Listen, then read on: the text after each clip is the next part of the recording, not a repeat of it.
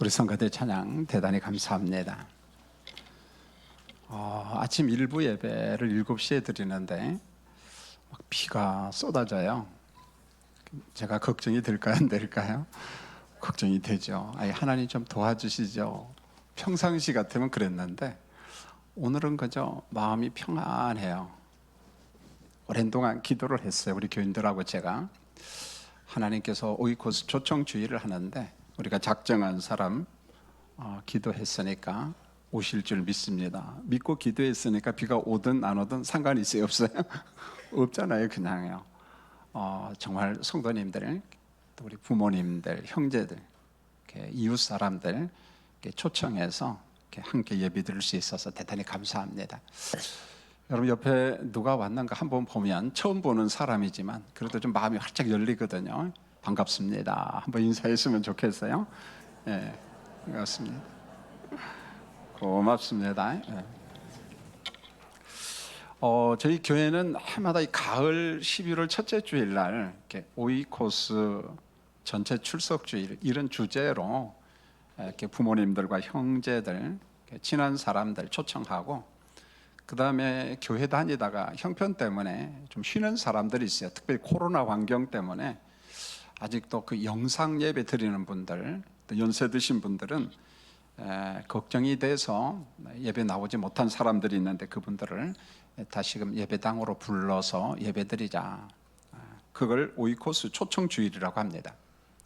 그럼 오이코스 하면 오이라는 말은 들어봤잖아요. 코스라는 말도 들어보고 뭐 자동차 코스, 또 먹는 오이 그런 게 있잖아요. 제 딸은 오이를 제일 싫어합니다. 근데 우리 딸의 아들 손자는 오이를 되게 좋아합니다. 둘이 상극이에요 보면은요. 근데 그런 오이 코스가 아니고 제가 말하는 오이 코스는 저 지중해 연안에 있는 그리스라고 하는 나라가 있습니다. 신화의 나라죠. 헬라어입니다. 히라버죠. 그래서 오이 코스라는 말은 집이라는 의미도 있고 공동체 그런 개념도 있고, 조금 이제 확대 해석하면은 하나님의 오이코스, 뭐 하나님의 사람, 뭐 그렇게 우리가 부르기도 합니다.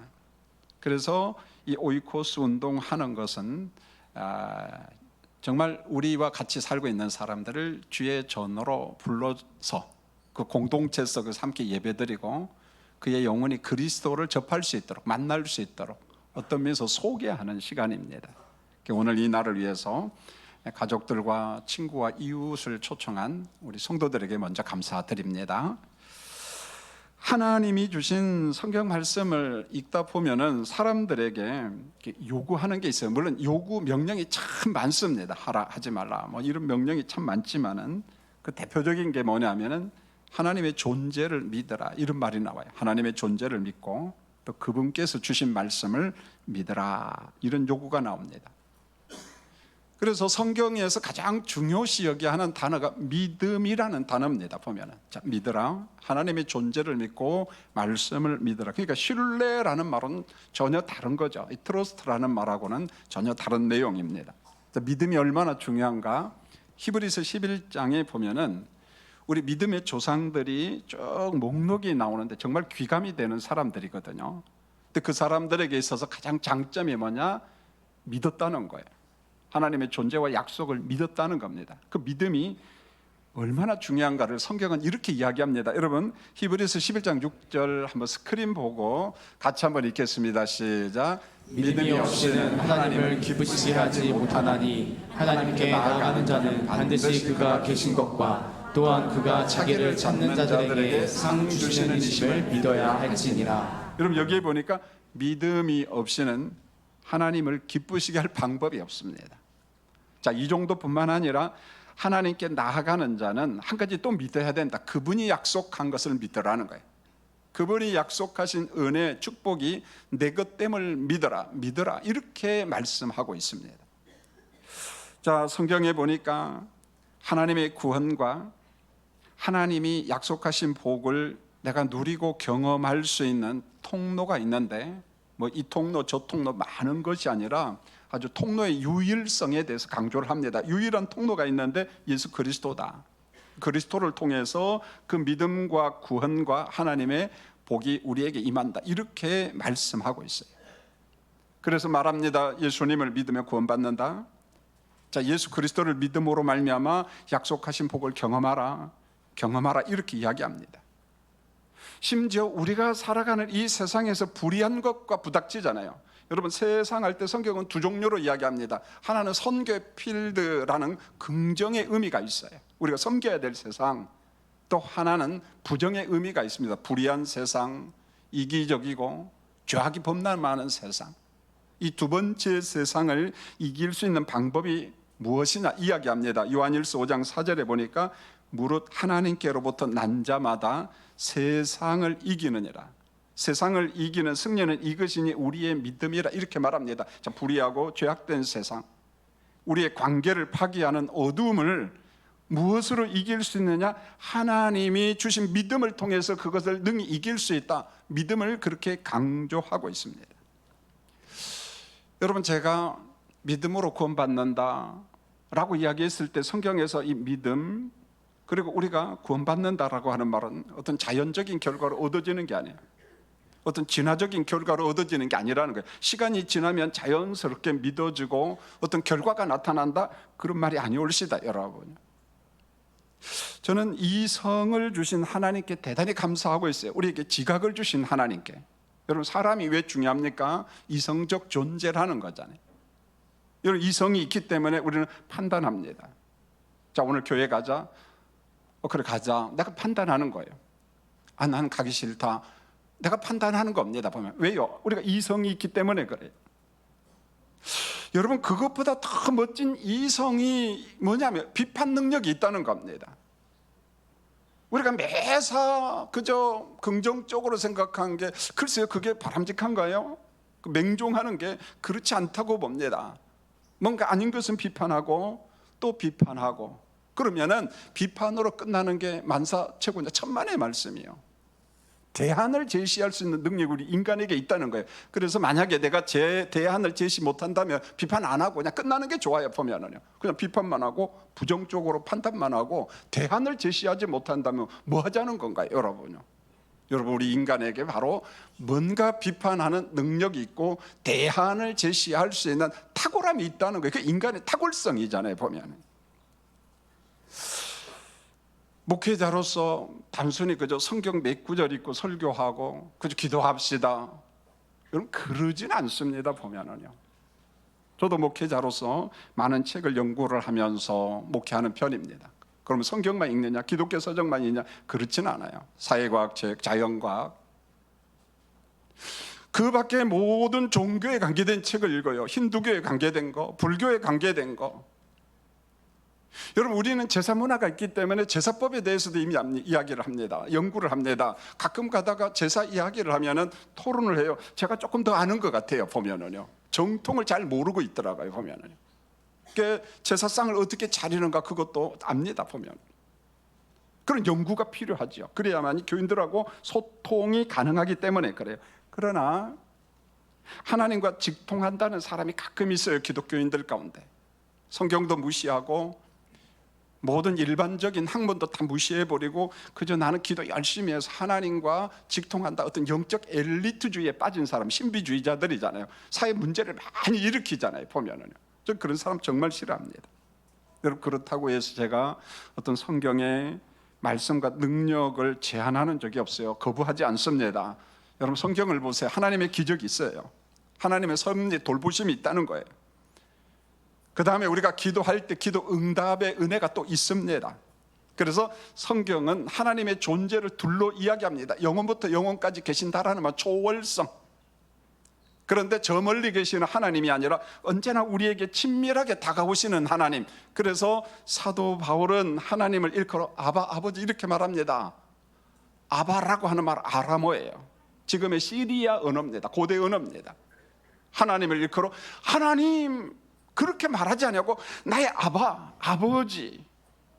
그 아버지가 내 삶의 선한 목자가 되신다는 거죠. 선하게 인도하신다. 성경은 그래서 하나님을 일컬어 아버지 이렇게 이야기합니다. 또 하나 성경에서 말씀한 내가 믿는다는 것과 내가 구원받는다는 것은 어떤 수학적 확률과 전혀 달라요. 여러분, 확률이 대단히 중요하잖아요. 무언가를 할 때 확률, 최고의 근사치가 뭐냐? 우리가 거기에서 비즈니스도 하고 뭘 하지 않아요? 여러분, 비행기를 많이 타잖아요. 어느 통계를 보니까 전 세계에서 비행기를 가장 많이 왔다 갔다 하는데 노선이 딱 하나 있는데 전 놀랐어요. 대한민국이라는 사실을. 김포공항에서 제주공항까지 하루에 왔다 갔다 하는 비행기 그 편수를 보니까 전 세계에서 1등이에요. 보면요, 엄청납니다. 보면요, 대단한 나라죠. 보면 여러분, 최근에도 비행기를 타셨잖아요. 또 다음 주 내일도 또 탈 수 있잖아요. 보면 저도 비행기를 타면서 놀라우리만큼요 걱정이 안 돼요. 보면은요.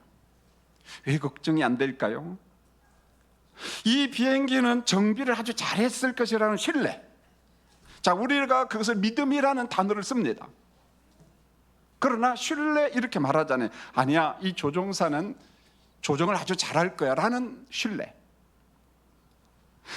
비행기 안전 확률을 우리는 그렇게 보는 거야. 최고다.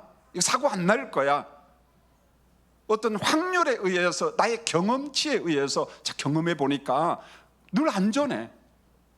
누가 그러잖아요. 교통사고 날 확률보다도 비행기가 사고 날 확률이 절대 제로 상태라는 거예요. 여러분 운전하면서 사고 날 확률이 훨씬 더 많다는 겁니다. 비행기가 사고 날 확률은 거의 없다는 거죠. 보면은. 자, 보십시오. 오늘도 내가 비행기를 탔는데 안전할 것이다 라고 하는 말은 성경에서 말하는 believe, 믿음, 그 개념이 아니고 trust, 내가 신뢰한다. 신뢰 영역, 경험치, 확률을 통해서 안전할 거야.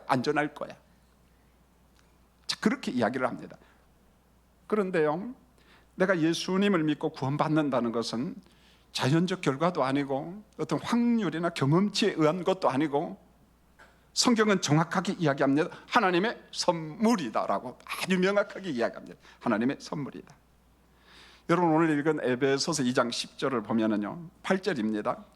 너희는 그 은혜에 의하여 믿음으로 말미암아 구원을 받았으니 이것은 너희에게서 난 것이 아니 하나님의 선물이라. 모든 것이 내 자의지에서 나온 것으로 생각하는데 내가 믿고 구원받는 것은 여러분의 의지에서 나온 게 아니라는 거예요. 여러분요, 놀랍잖아요. 보면 이것은 너희에게서 난 것이 아니라 하나님의 선물이라 이렇게 말합니다. 위로부터 임한 선물이다. 그래서 헬라를 보니까 아노덴 그렇게 말합니다. 위에서부터 온 하나님의 선물이다. 하나님이 믿게 하셨다라는 말이죠. 믿음을 선물로 주셨다는 겁니다. 여러분, 삼위일체 하나님께서 우리를 말씀과 함께 자꾸 예수님께로 이끌어 가서요, 어떤 방법으로든지 이끌어 가십니다. 그리고 예수 그리스도를 믿게 합니다. 오늘도 그런 일이 벌어질 겁니다. 보면은요, 오늘 처음 나온 사람이 있습니까? 아마 그런 사람들 가운데도 이러한 일이 벌어질 겁니다. 보면 여러분, 사도행전 4장 12절에 보니까 다른 이로서는 구원받을 수 없나니 천하 사람 중에 구원받을 만한 다른 이름을 우리에게 주신 일이 없으리라. 혹시 교회 처음 나온 사람은 무슨 이런 독단이 있어 라고 말할지 모르겠어요. 구원의 유일성, 생명의 유일성 한 통로를 이야기합니다. 다른 이로서는 구원받을 수 없나니 천하 사람 중에 구원받을 만한 다른 이름을 우리에게 주신 적이 없다라고 성경은, 하나님은 선포합니다. 여러분, 사도행전 16장 31절에 보니까 주 예수를 믿으라. 그리하면 너와 내 집이 구원을 받으리라. 저는 석관중앙교회에서 34년 목회를 했어요. 이제 우리 장로님이 기도하신 것처럼 후임자를 뽑고 있어요. 왜요? 제가 정년퇴직이 돼가지니까. 좋은 목사님을 뽑기 위해서 엄청나게 노력하고 기도했습니다. 마지막 한 명을 선정했어요. 자, 어느 때 보면은요, 유치원생 한 명이 교회를 와요. 엄마가 바쁘니까 그냥 보냅니다. 그런데요, 5년 10년 지나면요, 그 아이로 인하여 그 가정이요 다 믿어요. 우리 가정도 그러더라고요. 보면은 단지 시간이 걸릴 뿐입니다. 아하, 그렇구나. 복음의 씨앗이 뿌려지면 너와 너의 집이, 너의 형제가, 복음의 씨앗은 확산돼 가는구나. 성경은 이렇게 말합니다. 내가 예수를 믿고 하나님을 믿는다, 내가 구원받았다, 이게 나로부터 나오는 의지적인 노력, 자연적 결과, 어떤 확률적 통계에 의해서 되는 것이 아니라 하나님의 선물이구나, 이렇게 말합니다. 성령께서 우리 이끄시고 믿게 하신다, 이렇게 말씀했어요. 자, 그러면은 이제 예수님을 믿고 구원받은 자가 우리 하나님께서 뭘 요구하느냐? 난 예수 믿고 구원받은 이제 끝장났어, 다 됐어, 이제 난 천당만 가면 돼. 여러분, 그렇게 말하지 않아요. 그렇게 말하지 않습니다. 예수 믿고 구원받았느냐? 이제 할 일이 있다. 복음을 녹여내는 삶을 살아라, 이렇게 말합니다. 예수 그리스도의 삶을 살아라는 거예요. 여러분, 오늘 읽은 에베소서 2장 10절을 보면은요, 믿음과 선한 결과를 연결시키고 있는데요. 자, 예수 믿는 사람들, 아니 지금 아직은 예수가 누군지를 잘 모르는 사람들, 도대체 내가 믿는다는 게 뭔가, 교회 다닌다는 게 뭔가, 성경 아주 명확하게 이야기하는데, 여러분 스크린을 보면서 같이 한번 읽어보고, 왜 나로 하여금 교회 다니고 예수 믿게 했는가, 이유를 이야기합니다. 자, 한번 읽겠습니다. 시작. 우리가 그의 만드신 바라 그리스도 예수 안에서 선한 일을 위하여 지으심을 받은 자니, 이 일은 하나님이 전에 예비하사 우리로 그 가운데서 행하게 하려 하심이니라. 여기 보세요. 공식에 납니다. 그 은혜로 믿음으로 말미암아 구원을 받았습니다. 이제 구원받은 사람들이 할 일이 있다는 거예요. 아주 명확하게 이야기합니다. 선한 삶을 보여줘라. 아주 착한 일을, 고상한 일을 많이 하라, 그 말이 아니고 일상생활 속에서 예수 그리스도를 보여주라는 거예요. 자연스럽게, 아주 자연스럽게 삶 속에서 예수님을 보여주라, 이런 말입니다. 여러분, 한국에는 의외로 교회가 참 많습니다. 여러분 동네 보면은 교회가 참 많잖아요. 그런데 놀라우리만큼요, 아직도 교회 문을 넘어서지 못한 사람들이 참 많습니다. 아마 오늘 처음 교회 오신 분들도 있을 거예요. 가끔 사람들에게 이제 물어봅니다. 예수님이 누구세요? 라고 물어보면 압니다라고 이야기하세요. 어떻게 아세요? 그러면 학교 다닐 때 시험지 답안지에 작성을 했다는 거예요. 4대 성인 누굽니까? 예수, 석가모니, 공자, 소크라테스. 그건 옛날에 공부한 사람이고, 지금은 소크라테스를 빼고 무슬림의 무함마드 이렇게 넣기도 해요. 뭐 이러든 살아든 상관없습니다. 그런데 정작 그 정도 하셔요? 그러면은 그 예수가 누군지 정확하게 좀 압니까? 라고 하면 I don't know, 난 몰라요. 예수님이 왜 십자가에 죽어주시고, 예수님이 왜 부활하고 어떻게 부활하시고, 예수 믿으면 내가 구원받고 내가 영생함을 받는다는 게 뭔가 물어보면 들어본 적이 없거든요. 배운 적이 없습니다. 그저 4대 성인 정도로만 알고 있습니다. 그 정도죠, 보면. 여러분, 교회에서 목회하다 보면 이제 새가족 담당하는 목사님, 전도사님들이 있으면 새가족이 오면 물어봐요. 어떻게 우리 교회 오셨습니까? 그러면은 이사 왔다고 하기도 하고요. 가끔 이런 사람들이 있어요. 그의 대답 가운데 하는 말이, 저는 직장 동료 때문에 교회 한번 나왔습니다. 저는 아무것도 잘 몰라요. 내가 그동안 어느 회사를 다녔는데 나와 같이 근무하는 동료의 그 성실함, 그 신실함을 보면서 한 2년, 3년, 4년, 5년을 보면서 교회가 어떤 곳인지 궁금해졌다는 거예요, 보면은요. 그래서 기회가 되면 한번 교회 가봐야겠다. 예수가 어떤 분인지 좀 듣고 싶다, 배우고 싶다. 그래서 예배당에 왔습니다. 그래서 등록했습니다. 여러분, 그 직장 동료는요, 진짜 하나님의 선교사고 정말 전도한 거예요. 교인다움의 삶을 산 겁니다. 교인다움이에요. 나의 삶의 행위를 보고 성실함을 보고 사람이 감동을 받는 겁니다. 그가 뭐 유별난 삶은 아니, 아주 평범하지만은 그 속에서 감동을 받고, 저 사람이 다니는 교회 나도 한번 가볼까? 나도 한번 가볼까? 그래서 예배당에 온다는 거예요. 물론 반대편의 사람도 있습니다. 성실하지 못한 교인들, 아주 모난 사람들. 목회하다 보니까 제일 많이 하는 게 결혼식 주례입니다. 장례식 치르는 거예요. 결혼식 주례할 때마다 기독교식으로 예배를 드리면은 어느 쪽에선가 주문이 와요. 목사님, 찬송가 3절인데 한 절만 하면 안 되겠습니까? 그러면 설교는 가급적이면 짧게 하면 안 되겠습니까? 예수님 소리는 조금만 들어가면 안 되겠습니까? 주문이 많아요. 그러면 이제 제가 감을 딱 잡죠. 아하, 이 사람은 예수 믿는 사람 때문에 큰 상처받은 사람이구나.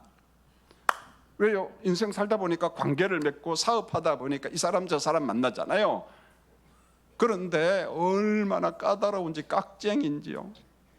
지는 예배당에 헌금 실컷 하면서 사업하면서 이 돈을 내야 됩니다, 내가 손해봅니다. 그러면 그 몇 푼 깎으려고. 근데 그가 누구냐? 교회 집사야, 교인이야. 그러니까 교회 하면은 예수 믿는다고 하면 싫은 거예요. 그런데 어쩌다 살다 보니까 자식들이 예수 믿는 사람하고 결혼하게 됐으니까 어떻게 합니까? 그렇게 막 주문을 하는 거죠. 그럼 예 알았습니다, 예 알았습니다. 그래놓고 제가 예수 이야기하고 찬송 이야기 다 합니다. 보면은요, 은혜롭게 나중에 따는 그래 은혜 받았다고 이야기합니다. 여러분, 저도 인정합니다. 사람인지라 부족하지요. 관계 속에 아픔이 있을 수 있어요. 그러나 본론적으로 가장 중요한 게 뭐냐?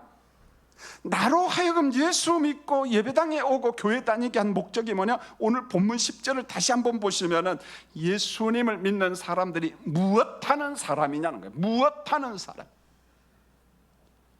교회 다닌 지 오래된 이 사람도 다시 한번 생각해 주시면 고맙겠어요. 내가 예수 믿고 교회 다닌다는 게 무엇하는 거냐? 성경은 이렇게 말합니다. 우리는 그가 만드신 바라, 이렇게 말해요. 그리스도 예수 안에서 선한 삶을, 선한 일을 위하여 지으심을 받은 자니, 이렇게 말합니다. 그분이 만들었다는 거예요. 예수 믿게 했다는 거예요. 우리를 불러주셨다는 거예요. 어두움에서 우리를 불러주신 목적이 뭐냐? 그리스도 예수 안에서 선한 일을 위하여 지으심을 받은 자니, 지으심을 받은 자니. 여러분, 비슷한 말씀이 요한복음 15장 16절에 나옵니다. 내가 너희를 택하여 세웠나니 이는 너희로 가서 열매를 맺게 하고. 내가 너를 택한 목적이 뭐냐? 열매 맺으라는 거예요. 여러분, 여기서 열매 사랑입니다. 하나님 사랑, 이웃 사랑, 서로 사랑하라. 여러분, 과일 나무를 심었는데 과일이 안 열려요. 가치가 없잖아요. 내버려둘 수 없잖아요. 제거하잖아요. 여러분, 과실나무의 생명이 뭡니까? 가치가 뭡니까? 열매요. 자, 예수 믿는 사람들아, 너희도 열매를 좀 맺으라는 거예요. 사랑의 열매를 좀 맺어보라는 겁니다. 그리스도 안에서 선한 삶을 좀 보여줘라. 유별난 삶을 제가 이야기하는 거예요. 유별난 선행을 강조하는 게, 우리 삶 속에서, 매일의 삶 속에서 그리스도를 좀 보여줘라. 우리의 삶을 통해서 예수를 좀 보여줘라. 예수님 말씀합니다. 너희는 세상의 소금이다. 너희는 세상의 빛이다. 너희는 세상의 소금이다. 너희는 세상의 빛이다. 오래전 이야기입니다. 아마 연세 드신 분들은 기억이 새록새록 날 거예요. 어느 군인 사형수 이야기입니다. 이중사라고 하는 사형수 이야기인데, 이분을 예수님께로 인도한 사람이 있었어요. 목사님입니다. 군인 목사예요. 군목. 자, 이중사는 안동에 있는 고아원 출신입니다. 여러분, 고아원에는 하나의 제도가 있어요. 규정이. 저도 오류동에 있는 오류애육은 고아원 생활을 좀 가르치고 설교도 하고 그렇기 때문에 고아원 분위기를 조금 압니다. 만 18세가 되면은 규정이 있어요. 나가야 돼요. 보건복지부에서 예산이 안 나옵니다. 그들이 먹고 사는 식비 이런 게 정부에서 돈이 다 나오거든요. 무조건 나가야 됩니다. 그러니까 고등학교 졸업하면은 나가는 거예요. 자, 이중사는 고아원에 나와서 이제 갈 곳이 없잖아요. 옛날에는 전쟁고아가 참 많았지만 지금 전쟁고아 없어요. 형편에 의해서 맡긴 겁니다. 지금은 고아도 많지가 않아요. 그래서 애육원, 고아원, 보육원이 전부 다 업종을 다 바꿉니다. 보면은요. 그래서 이제 고아원에서 나와서 갈 곳이 없으니까 이제 군대를 간 거예요. 그래서 하사가 되고 얼마 근무하다가 이제 중사가 되었습니다. 그런데 이 중사는 휴가가 나오면 고통스러워요. 갈 곳이 없으니까. 뭐 부모가 있는 것도 아니고 형제가 있는 것도 아니고 늘 힘들었어요. 시간이 흘러가면서 깊어져요. 소외감이 우울합니다. 세상을 향한 불만이 자꾸만 생기는 거죠. 자, 이중사가 주로 신병 훈련을 시키는데 실탄 사격 훈련을 하면서 늘 그 마음속에 이 총 한 자로 좀 실탄을 좀 훔치면 참 좋겠다. 그 생각이 자꾸 드는 거예요. 그런데 옛날 M1 총은 너무 크니까 이걸 숨길 방법도 없고, 뭐 실탄이야 좀 이렇게 훔칠 수 있다고 하지만은 그 방법이 없는 거예요. 그러다 고민하다가 수류탄을 2발 훔쳐내요. 2개를 훔칩니다. 숨기는 거죠. 여러분, 지금에는 뭐 안동 정도에는 무슨 한 54단 예하 뭐 연대나 대대 하나 있겠지만, 옛날에는 예비사가 하나 있었어요. 99사단인가. 지금 없습니다. 54단으로 귀속되고요. 여러분, 군대 갔다 오신 분들이요, 지금요 군 편제가 다 바뀌었습니다. 여러분이 다녔던 사단 거의 없을 거예요. 군단도 없어지고요. 저희는 군성교를 하기 때문에 많이 압니다. 이제 부대에서 나와서 안동 시내를 걸어다니면서, 자, 술집에 가서 술을 먹습니다. 마시죠. 술이 건하게 취했습니다. 아마 안동에 문화극장이 있었던가 봐요. 문화극장 앞을 지나가는데 마침 사람들이 영화 관람을 하고 막 나오니까 너무 해피하잖아요. 영화 보고 나오니까 연인들 뭐 등등. 그런데 이 사람 이중삼 분노가 막 치밀어 오르는 거예요. 화가 났어요. 막 폭발해서 분노장애죠. 무섭죠. 보면 한순간에 폭발을 하는 거죠. 그는 독백을 합니다. 너희만 즐겁게 사느냐? 나만 버림받으라는 법이 어디 있느냐? 술은 취했죠. 분노가 치밀어져 화가 나죠. 그래서 마음속에 있는 분노가 솟아오르자 참을 수가 없었어요. 홧김에 그만 수리탄을 극장 앞에다 던져버린 거예요. 그래서 얼마의 사람이 죽고 부상을 당했습니다. 이중사가 온 곳은 육군교도소입니다. 그런데 이 사람을 맞이한 게 군인 목사예요. 목사님이었어요. 목사님이 이중사를 돕고자 했지만은 이중사 그냥 단칼에 거부해버리는 거예요. 목사님, 저 좀 내버려 두세요. 좀 조용히 살다가 저 죽으려고 합니다. 방법이 없잖아요. 목사님의 기도가 바뀌었습니다. 교도소 목사이기 때문에 어떻게든지 재수자들을 섬겨야 되잖아요. 기도를 해서, 하나님, 무엇이 이중사를 저렇게 만들었습니까? 이렇게 만들었습니까? 목사님은 오랜 시간에 걸려서 원인을 찾기 시작했어요. 그런데 그만 이중사는 지금까지 사랑을 받아본 적이 없는 거예요. 사랑의 단절이에요. 그런데 저는 이게 충분히 이해가 됩니다. 저도 지금도 굉장히 오래됐어요. 1989년도 제가 고하원에서 애들을 가르쳤는데 애들하고 막 놉니다. 그런데 한 6, 7된 애들이요, 나이 어린 애들이요, 재밌게 놀다가 짜랴짜세로 다 이러는 거예요. 아니, 왜 그러지 쟤들이? 그런데 저 건너의 형들이, 몇 살 형들이 눈을 탁 째려보고 있는 거예요. 그게 뭐냐? 야 임마, 지금 청소할 시간이야. 말은 안 하는데 청소해, 이런 거예요. 그러니까 어린 6, 7 애들이 청소합니다. 군기가 바짝 들어있어요. 여러분, 저와 같은 목회자가 가서 섬긴다고 해도 마음 열지 않아요. 왜요? 당신 같은 사람은 석 달 후에 또 갈 텐데 마음을 주지 않습니다. 그런데 6개월, 1년 지난 마음을 열어요. 애증이 참 많아요.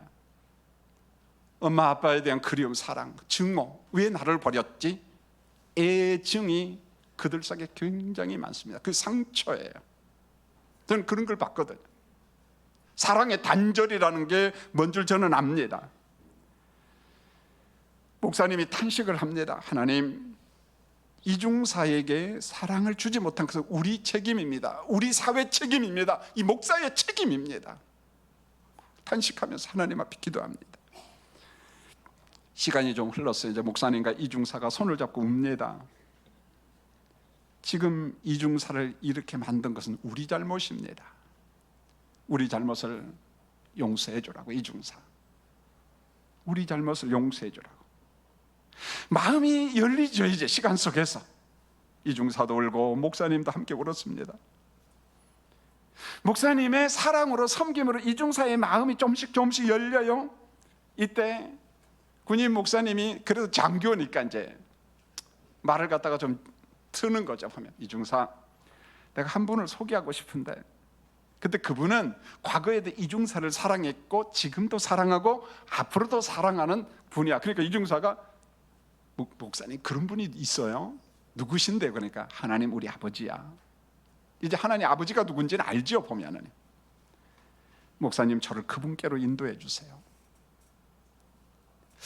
자, 이중사는 목사님의 섬김을 통해서 그리스도를 이미 영접했어요. 이미 예수를 영접했습니다.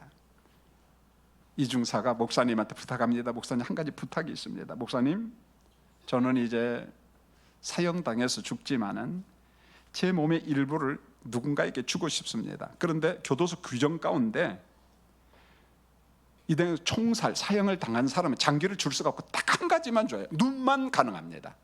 아마 탕 하고 총살을 하는 순간에 장기가 다 훼손되는 것 같아요.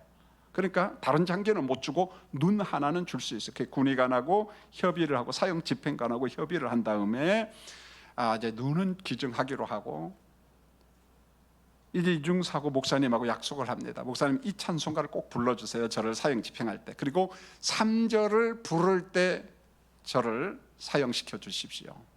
찬송가를 쫙 부릅니다. 옆에는 군의관이 왔습니다. 사형 집행관이 있습니다. 찬송을 부르면서 3절을 부를 때 땅 싸고 이중사는 죽었어요. 그의 눈은 기증되었습니다. 자, 오늘 함께 이곳에 온 여러분들에게 제가 요청을 하고 싶어요. 목회자로서 진심으로 이야기하고 싶어요. 이제 목회 은퇴를 눈앞에 두고 정말 여러분에게 부탁드리고 싶어요. 자, 우리 주변을 한번 둘러보시기 바랍니다. 여러분의 가정을, 여러분의 형제를, 여러분 친구를. 이중사처럼요, 소외된 사람이 없을까요? 갈수록 많아집니다. 살고 싶지가 않다는 거예요. 우리 주변에 보면요, 그런 사람들이 있어요. 여러분, 갈수록 많아집니다. 여러분, 우리나라 마약 청정국 아니에요? 마약 하는 사람 엄청 많습니다. 엄청 많아요. 세상은 이렇게 말할 거예요. 세상이 점점점 이기주의화 돼버리잖아요. 목사님, 그것은 이중사 그 사람의 책임이야. 남한테 떠넘기면 안 돼. 만약에 이중사와 같은 사람이 있다면 그것도 그 사람의 책임이야. 이렇게 말할 겁니다. 그런데 성경은요, 그렇게 말한 적이 없습니다.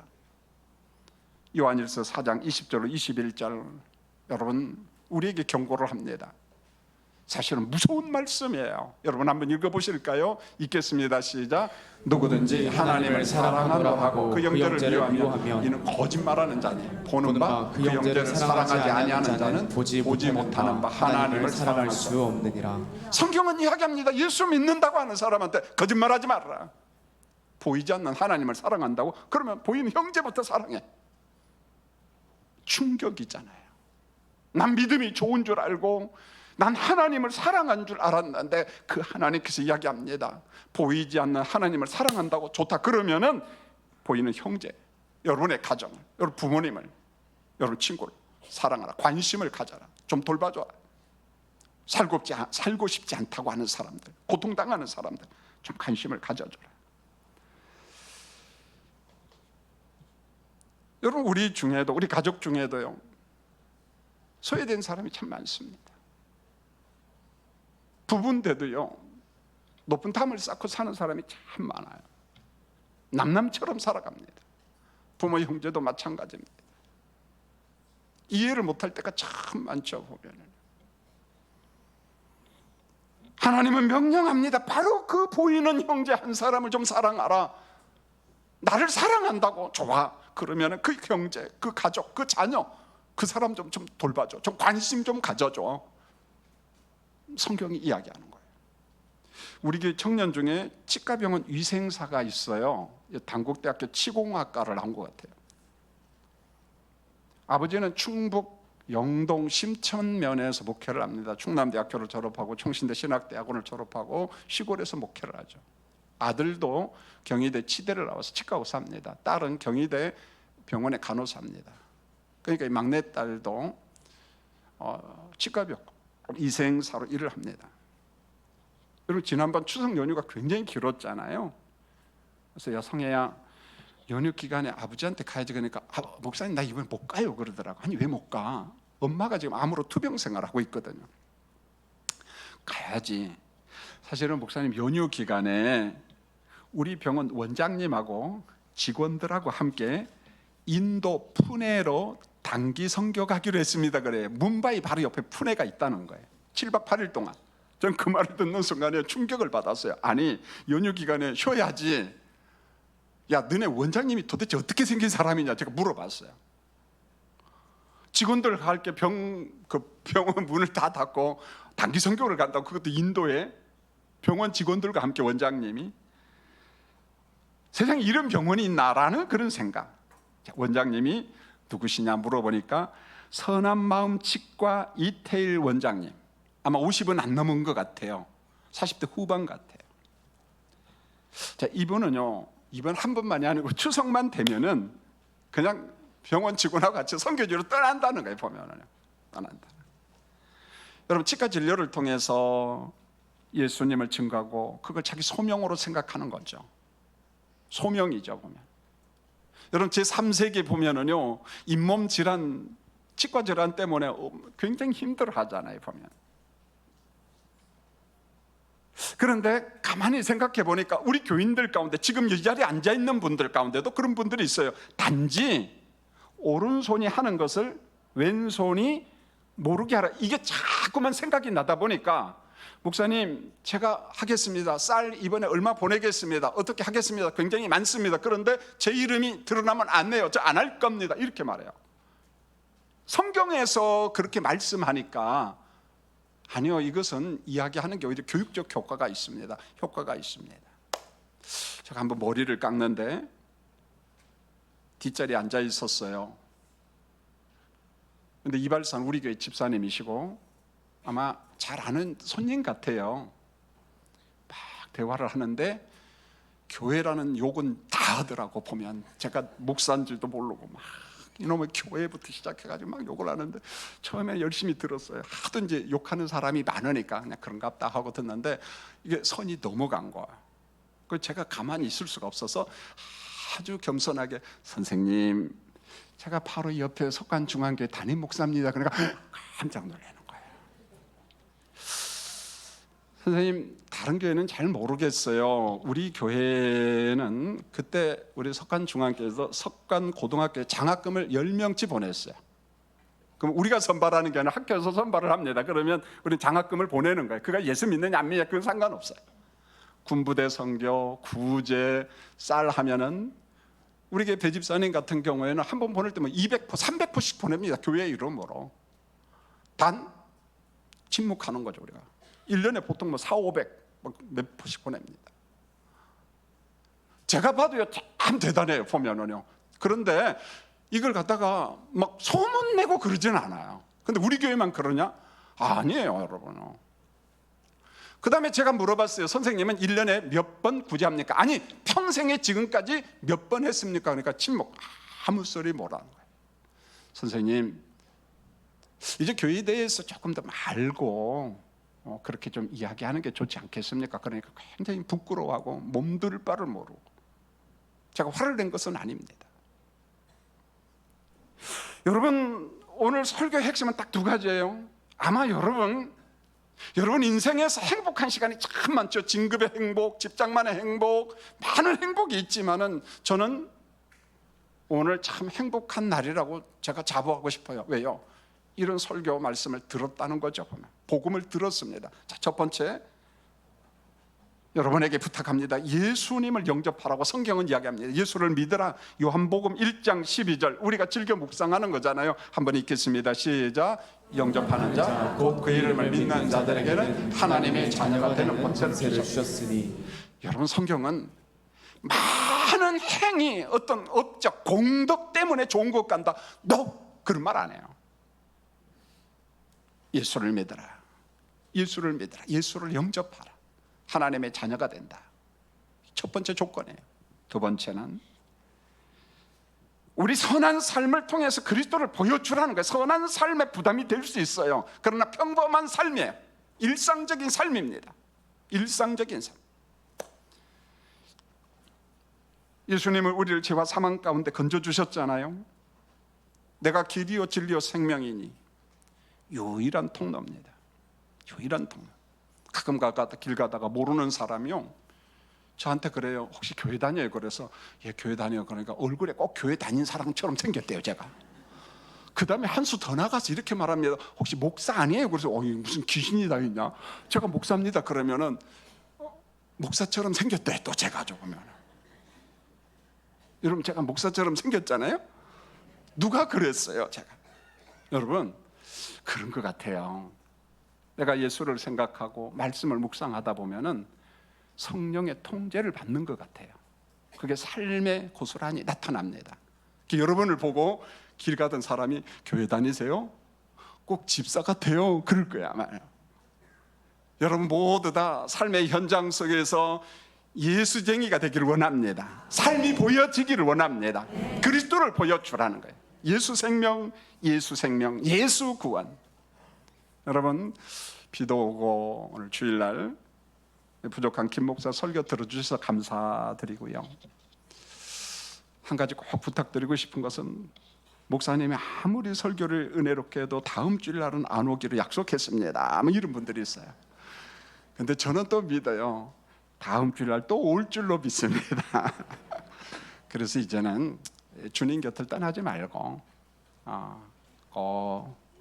예수와 더불어 살아가는 우리 인생의 삶이 되도록 예수님의 이름으로 부탁을 드립니다. 기도하겠습니다. 하나님 감사합니다. 여러 사람들이 함께 예배드렸어요. 분명히 이곳에 복음이 있고 구원과 생명이 있기 때문에 초청했어요. 하나님, 이분들이 다시는 주님 곁을 떠나지 않도록, 예수와 더불어 살아가도록 우리 주님께서 은총을 베풀어 주시옵소서. 오늘을 위해서 수고하신 우리 구역장, 또 구역의 교사들, 여러 성도님들 잘했다고 칭찬해 주시옵소서. 예수님의 이름으로 기도합니다. 아멘.